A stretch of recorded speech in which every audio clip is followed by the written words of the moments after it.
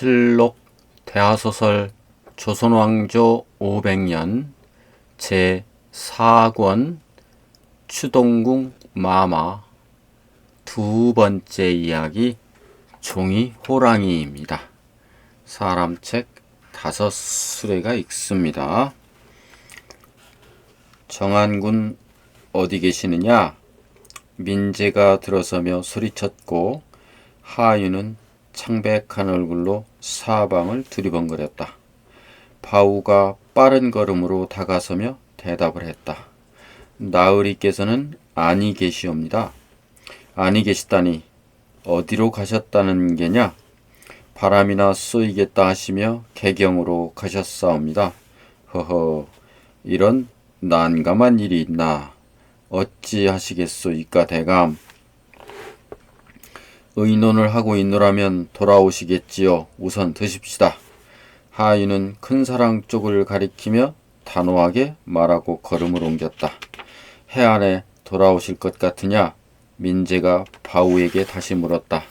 글쎄요, 엊그제 가셨사옵니다마는 개경으로 인편을 보내야겠다. 예? 당장 모셔야 할 것이야. 명심하렸다. 예. 민재가 큰 사랑으로 들자 민씨 부인이 뒤따라 들어와 앉았다. 무슨 일이옵니까, 아버님? 주상께서 후궁을 들이셨네. 그것도 아들이 딸린 후궁을. 민씨 부인은 숨이 막혔다. 정종 임금에게 소생이 없음을 한가닥 희망으로 삼아온 민씨 부인이었다. 민씨 부인뿐만이 아니라 방원도 거기에 모든 희망을 걸고 있었다. 염려하지 마세요. 세자 형님에게 소생이 없어요. 방원은 이런 말로 민씨 부인을 위로한 일까지 있었질 않았던가. 주상께서 잠저에 계실 때 유씨성을 가진 소씨를 두셨다면서? 소씨를 두신 것은 알고 있사오나 소생이 있었다는 말은 금시초문이옵니다. 정말인가? 감히 네 안전에서 거짓을 고하오리까? 대감, 민씨 부인의 말을 듣고 난 민재는 하윤을 불렀다. 하윤은 시선을 허공에 못 박아 놓은 채 골똘히 생각에 잠겨 있었다. 소실에게는 소생이 없다 하질 않소이까? 민재는 답답하다는 듯 언성을 높였다. 하윤의 대답은 퉁명스러웠다. 하오시면 불로는 누구의 소생이란 말씀이오이까? 불로? 불로라니요? 민씨 부인이 찌르듯 묻자 하윤은 신음을 토하며 외면을 했고 민재가 거친 목소리로 설명을 했다. 후궁을 따라 입고란 아이 이름이 불론이라. 모두들 그 아이를 원자라고 부르고 있어. 정종의 명을 받고 대사한 조박의 집에서 기거하고 있던 유씨와 그녀의 아들인 불로는 11월 7일 아침에 경복궁으로 들어왔다. 그냥 사사롭게 입고라는 것이 아니라 후궁을 맞아들이는 의장을 갖추어 맞아들이기에 이르니 아첨하기를 좋아하는 상궁과 내시들은 유씨를 옹주마마라 불렀고 불루를 원자아기씨라고 불렀다. 반나절 사이에 일어난 권례의 급변이었다. 유씨와 불로는 중궁에 들어 덕비 김씨에게 예를 올렸고 뒤이어 상왕전에 들어 이성계에게도 인사를 드렸다. 허허허, 주상에게 소생이 없음을 우려하고 있었는데 그 모두가 괜한 짓이 아니었던가. 이성계는 한박 같은 웃음을 지으며 정종을 치하했고 불로를 대견했다.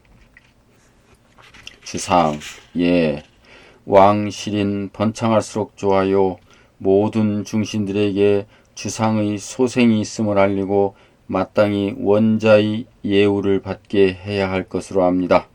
유씨가 상왕전에서 물러나오자 가의 옹주로 책봉한다는 교지가 내렸다.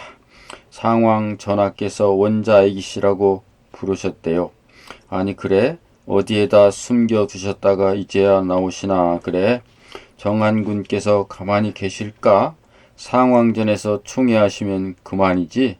처음에는 상궁과 내시들 사이를 오고 간 얘기들이었지만 광화문 밖 육조 관하에도 순식간에 번져나갔다. 정종인군과 밀착이 되어 있다고 소문이 자자한 대사원 조박까지 불로를 원자라고 불렀으니 아무도 의문을 제기하는 사람은 없었다. 민재는 하윤에게 이 같은 사실을 알리면서 정안군을 찾아가고자 청했다. 두 사람은 서둘러 달려왔으나 정안군 방원은 개경에 가고 없었다. 원자라니요. 원자란 임금의 적장자를 이르는 말인데 첩의 자식을 두고 어찌 원자라 할 수 있다는 말씀이옵니까? 민씨 부인은 따지듯 항변했다. 그렇다고 민재나 하윤의 입에서 후련한 대답이 나올 성질의 것은 아니었다. 주안을 내야겠다. 예, 민씨 부인은 큰 사랑에서 물러나왔다. 온몸이 떨려서 걸음을 옮겨놓을 수조차 없었다. 의주댁이 달려와 재빨리 부액했다. 어서 주안상 마련하게. 난 이꼴을 할 것이네. 마님, 내 눈으로 보지 않고는 못 견딜 노릇이 아닌가. 하오나 마님, 나으리께서 환저하신 다음에 이꼴을 하시어도 늦지 않으실 것이옵니다. 그렇지가 않아. 내가 먼저 알아보고 소상히 말씀드리는 것이 지엄이의 도리가 아닌가. 어서 자빌 놓으라니까. 민씨 부인은 옷을 갈아입고 입궐을 서둘렀다. 큰 사랑의 주안 시중은 의주댁이가 맡겼고 5월이만이 민씨 부인을 따랐다. 경복궁에 쏟아지는 햇살은 봄날같이 포근했다. 민씨 부인은 노상궁의 인도를 받으며 중궁전으로 들었다. 덕비 김씨는 중전의 위엄을 갖추며 민씨 부인을 맞았다. 민씨 부인은 자리에 앉은 다음에도 입을 열지 못했다. 비록 손의 동서였지만 지난날에는 손아라 동서 다루듯 했는데 지금은 웬일인지 자신이 왜소해 보이는 안타까움을 이겨내지 못했다. 덕비 김씨는 웃음 담긴 얼굴로 상궁을 다루듯 물었다. 가의 용주의 일로 온 게로구만. 민씨 부인은 치밀어 오르는 분노를 씹어 삼켜야 했다. 덕비 김씨는 그런 민씨 부인의 모습을 재미있다는 듯 내려다보고 있었다. 민씨 부인은 참을 길이 없었다. 중전마마, 이 나라의 종묘사직은 대대손손 적장자로 전해져야 할 것이옵니다. 호호호, 누가 그걸 모르는가? 익히 알고 있는 일을 왜 재론하려 드시는가? 민씨 부인은 몸을 떨었다. 덕비 김씨가 중전의 위엄으로 자신을 깔아뭉개고 있음이라 믿었다. 목청을 돋우어 반박하고자 했을 때 덕비 김씨가 먼저 입을 열었다. 자네가 하고자 하는 말을 내가 모르지는 않으나 상황 전하가 웃전에 계신데 그 어른의 뜻을 누가 감히 어기겠는가. 하오시면 네 핏줄인지도 모르는 아이를 세자로 삼으시겠다는 말씀이오이까. 말을 삼가시게. 상가다니요. 중전마마께서 잠자에 계실 때 주상전하의 소생이 없음을 늘 걱정하시질 않으셨사옵니까? 그런데 불로라는 아이가 허허, 자네가 그런 말을 입에 담아도 되는가? 덕비 김씨는 민씨 부인의 말을 가로막으며 언성을 높였다. 중전의 위엄이었다. 모든 것은 상황 전하의 의중에 계심이 아닌가. 주상께서 세자를 책봉하는 일을 마음대로 하실 수는 없는 일, 이 점도 자네가 알 수 있는 일이 아닌가.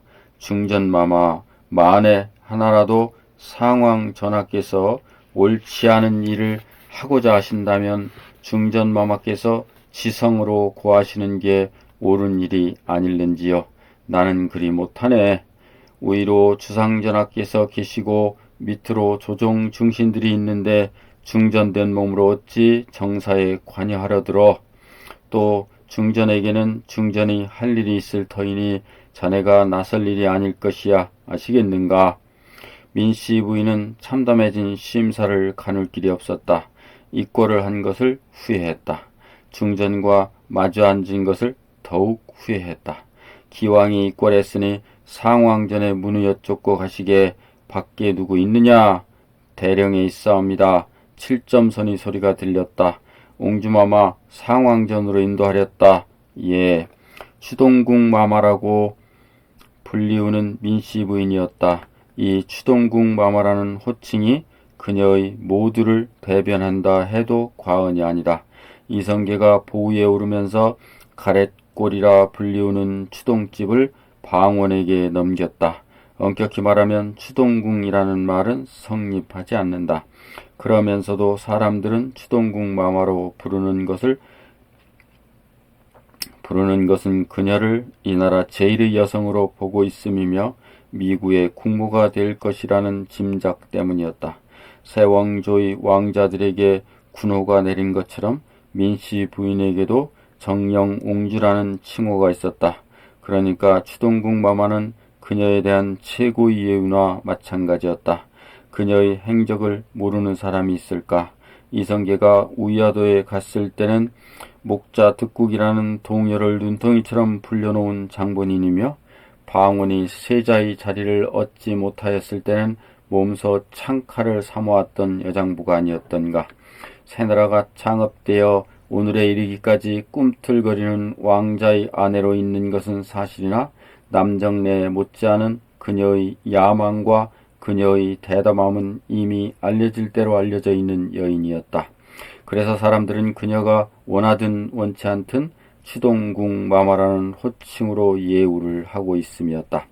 한마디로 무서움을 모르는 추동궁마마 민씨였으나 지금은 덕비 김씨에게 견딜 수 없는 수모를 당하고 있다. 중전의 위험이 이리 당당할 줄은 미처 모르고 있었다. 민씨 부인이 중궁을 나서자 7점선이 다가서며 위로했다. 이 꼴은 왜 하셨사옵니까? 민씨의 얼굴에는 눈물이 주룩 흘러내렸다.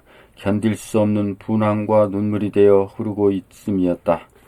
가시오소서. 민씨 부인은 7점선의 뒤를 따랐다. 어둠이 밀려들고 있었다. 불씨를 든 상궁들이 전각의 등불을 밝히고 있었다.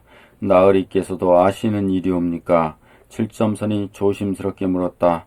민씨 부인은 대답을 아는 채 걷기만 했다. 바람이 불었다. 한기를 느끼게 하는 밤바람이었다. 방원이 개경에서 돌아온 것은 이 무렵이었다. 민재와 하윤으로부터 유씨와 불로에 대한 일을 들으면서 방원은 몸을 가누기 어려워했다. 그의 버릇대로 턱밑살은 수없이 꿈틀거렸고 불끈 진 주먹도 떨리고 있었다. 마침내 방원의 분노가 폭발했다. 이 무슨 회개망측한 일이오이까? 어찌하여 이 나라 왕실의 채모가 이 지경에 이르렀소이까? 이래도 되는 일이오이까? 이 사람 정한군 소리친다고 되는 일이 아닐세. 민재는 비통한 목소리로 방원을 나무랬다. 방원은 이미 자제력을 잃고 있는 듯했다. 정당문학 대감, 예, 보고만 계셨소이까? 하윤은 쩍 입맛을 다셨다. 대답을 하세요. 이 나라 종묘사직이 흔들리는 저 망측한 일을 보고만 계셨느냐 이 말씀이오이다. 후궁이 된 유씨는 대사은 조박의 인척 동생이라 하오이다. 조박은 상왕전하의 총애를 받고 있거니와 또 지경연사를 겸하고 있음도 아시고 계셔야 하오이다. 지경연사란 임금에게 학문을 강론하는 직책이다. 때문에 임금으로부터 존경을 받는 존재일 수도 있다. 이것 보세요. 정당문학도 지경연사를 겸하고 있질 않소. 임금의 측근이라 하여 네 자식인지도 모르는 아이를 데려다 놓고 세자를 삼고자 하는 것은 지경연사의 소임은 아니질 않소이까? 내가 지난번에 방석이를 물리친 것은 그 아이가 첩의 자식이었기 때문이 아니었소. 방석은 비록 첩의 자식이긴 하나 그 어미가 중전의 자리에 있었질 않소. 그런 방석일 물리친 나외다. 한데 불로란 아이는 무엇이요? 그 아이가 네 자식이요. 그 아이가 정령 주상의 핏줄이란 말씀이오이까? 설사 주상의 핏줄이라 한들 또다시 첩의 자식으로 세자를 삼다니 또다시 나더러 칼을 들라는 말씀이오이까? 방언의 분노는 극도에 달해 있었다. 그는 지금 당장 장검을 들고 입골할 기세까지 보였다. 아직은 세자책봉을 거론한 바 없어 민재가 간신히 입을 열었다. 원자라면서요. 모두들 원자라고 부른다기에 하는 소리예요. 격하지 마세요. 하윤이 저지하려 했다. 또다시 첩의 자식으로 세자를 삼는다면 나는 용납하지 않습니다. 방석의 일을 바로잡는데 10년이 걸렸음을 아셔야 하오이다. 또다시 그런 세월을 보내지 않을 것임을 명심해 주시오. 방호는 자리를 차고 일어섰다. 세찬 발걸음으로 방을 나섰다. 찌뿌둥하게 흐려있던 하늘이 벗겨져 있었다. 방호는 후원을 거닐었다. 바람은 찼다. 그 악업을 누가 짊어지시구요. 싸늘하게 물어오던 석보의 얼굴이 떠올랐다. 이 나라가 태평성대를 누리게만 된다면 모든 악업은 내가 짊어지지요. 방언이 이 같은 말을 서슴없이 석보에게 한 것은 믿을 수 있는 사람에게 약조를 해둔다면 어떤 어려움이 있어도 약조를 지켜야 하기 때문이었다. 또 피를 보아야 하나. 생각이 여기까지 이르자 방언은 자신이 저주스러웠다. 무엇 때문에 이런 일에만 뛰어들어야 하는가. 처음에는 나라를 창업하기 위해서였다.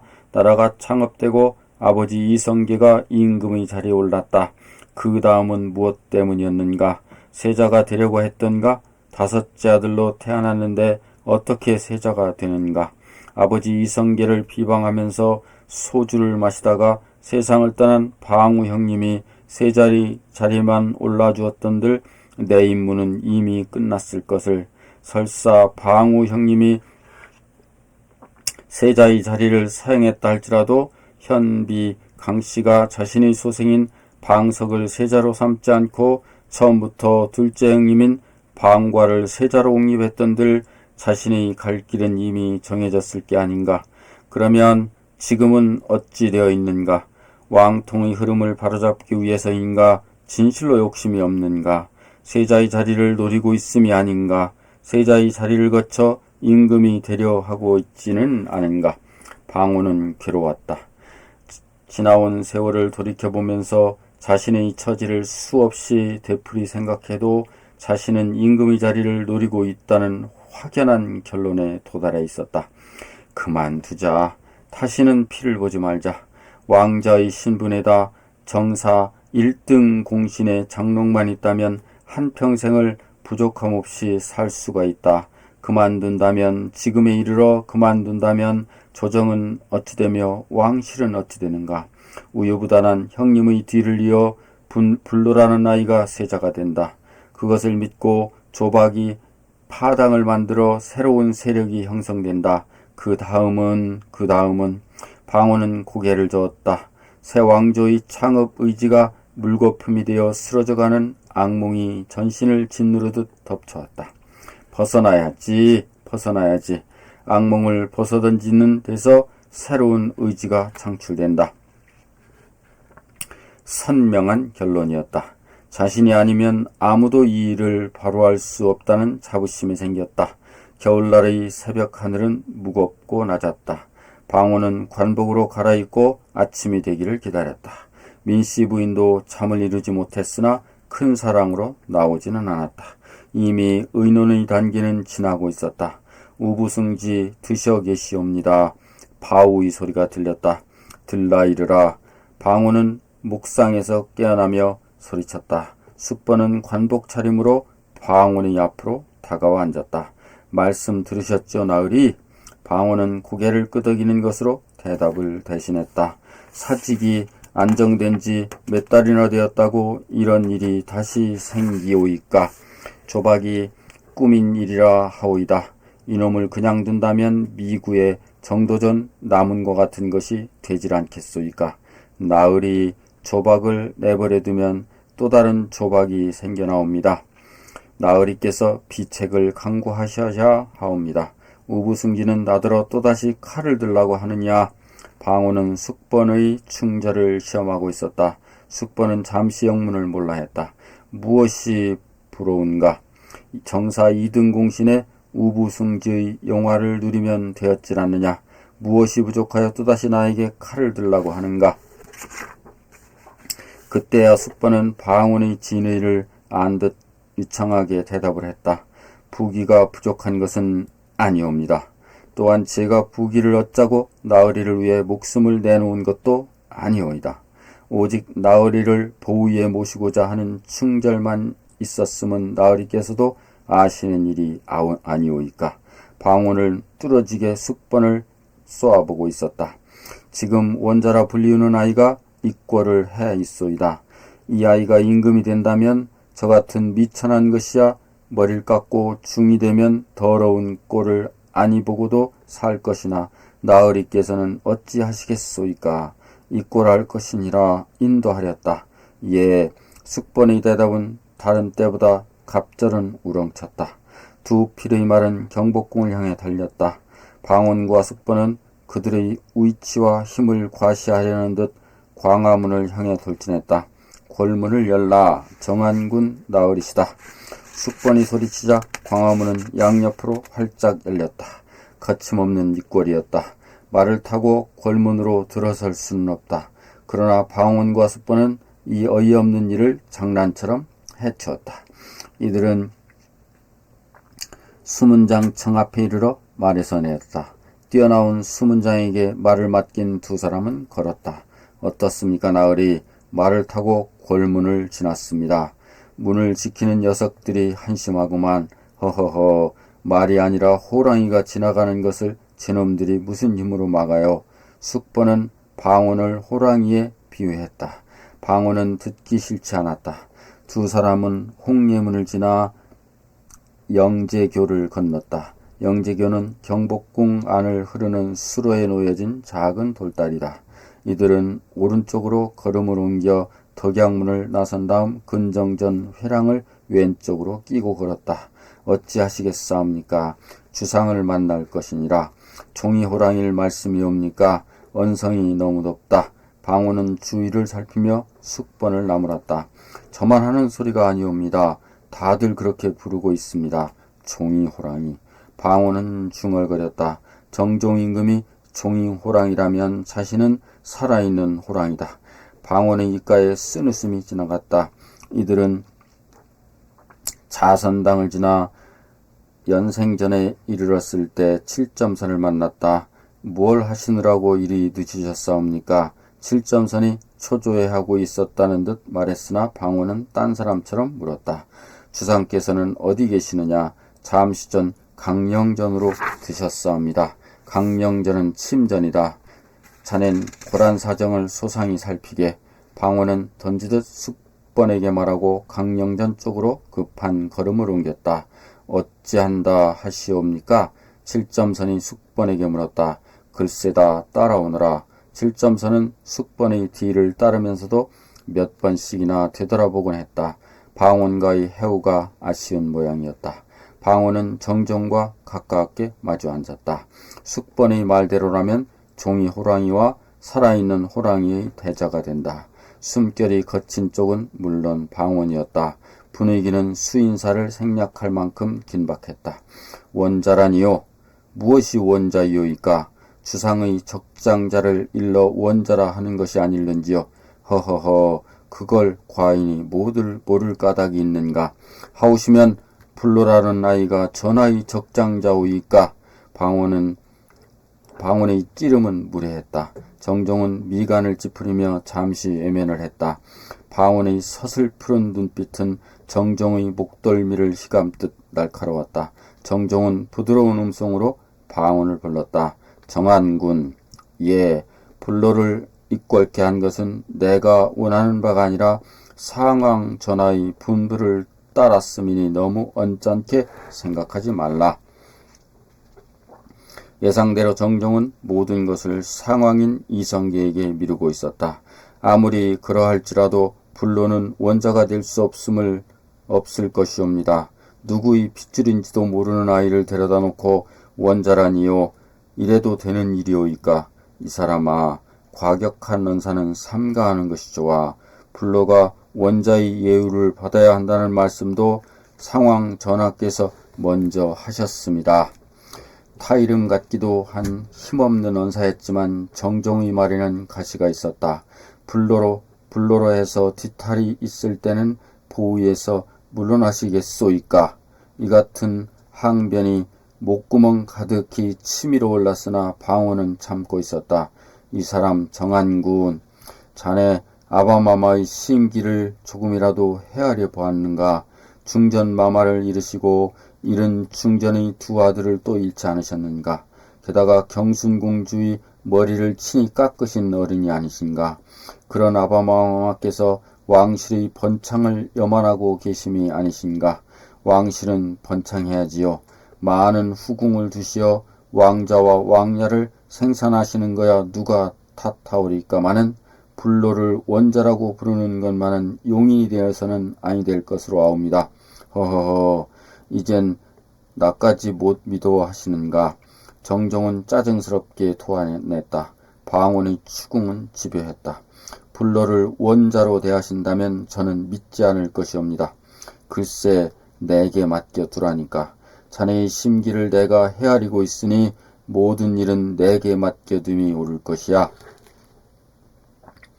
정종은 끝내 불로가 원자일 수 없다는 것을 발설하지 않은 채 세자 책봉은 자신에게 맡기라고 하고 있었다.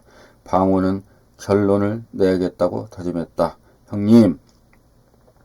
방호는 정종을 형님이라 불렀다. 정종은 몸을 움츠러들 만큼 방호를 괘씸히 여겼으나 반발하지는 않았다. 그만큼 방원의 눈빛은 사나워져 있었다. 형님, 형님의 말씀은 가슴 깊이 새겨들 것이옵니다. 다만 지난번에 있었던 변란이 세자의 자리를 적실이 아닌 소실의 자식이 차지하고 있었음에서 기인하였음을 아시고 계시옵소서. 이만 물러가옵니다. 방원은 자리를 차고 일어섰다. 난폭한 행동이었다. 방원이 방을 나간 다음 정종은 불끈진 주먹으로 연상을 내리치며 몸을 떨었다. 바람이 불었다. 방원은 옷자락을 날리며 연생전 쪽으로 걸음을 옮겼다. 10여 명이나 되는 내시와 상궁들이 모여있는 것이 보였다. 숙번이 연생전 대도로에 서서 그들에게 일갈하고 있었다. 나는 정한군 나으리의 엄명을 받고 우부승지의 막중한 책무를 다하고 있느니라. 너희들이 내 명에 따라 움직여야 할 터인즉 앞으로 불로라는 아이를 원자아기씨라 부른다면 내가 용서치 않을 것이니 이 점 명심하렸다. 알겠느냐? 방호는 웃었다. 시키지 않았는데도 잘하는 일이라는 생각이 들었다. 숙번은 대도를 내려와 방안에게 다가서며 이마가 땅에 닿을 만큼 허리를 굽혔다. 자신을 보고 있을 내시와 상궁들의 시선을 의식하고 있음이었다. 어찌 되셨습니까, 나으리? 허리를 편 숙번이 마치 밀담을 나누듯 은밀하게 물었다. 오늘 밤 술 한잔 해야 되겠다. 방호는 숙번의 귀에 대고 속삭였다. 숙번은 또다시 허리를 굽혔다. 수없이 연습을 되풀이한 연극처럼 이들의 동작은 호흡이 맞았다. 이 같은 모습을 멀리서 지켜보고 있는 상궁과 내시들은 음산한 밀모가 있음이라 믿었을 것이다. 방언과 숙번은 걸었다. 낮게 내려앉은 찌뿌둥한 하늘이 지금이라도 눈발을 뿌릴 듯 했으나 어느 사이인가 구름 사이로 부채살과 같은 햇볕이 차혈란하게 퍼져 내리고 있었다. 이번 장은 여기까지입니다. 여러분, 다음 장에서 뵙겠습니다. 고맙습니다.